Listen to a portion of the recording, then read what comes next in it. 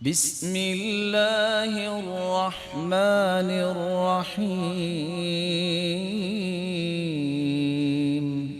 صعصع بن معاویہ رضی اللہ تعالیٰ عنہ سے روایت ہے، اور یہ روایت سلسلہ صحیحہ کی ہے۔ لقیت ابا ذر، میں نے ابو ذر سے ملاقات کی۔ قال قلت حدثنی، میں نے کہا مجھے کچھ بیان کیجیے۔ قال نعم، میں بیان کرتا ہوں۔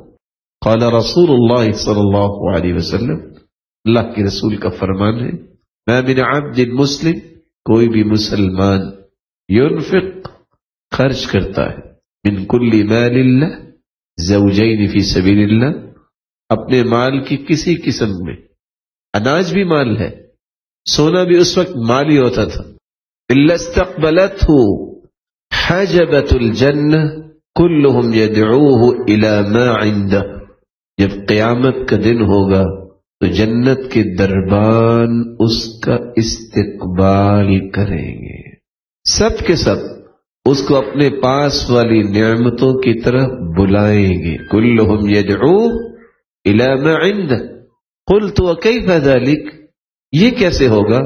قال ان كانت ابلا فبعیرین وان كانت بقرہ فبقرتین، یہ کیسے ہو سکتا ہے کہ جوڑا انسان اللہ کی راہ میں دے اور جنت کے دروازوں پہ ان لوگوں کا استقبال کیا جائے؟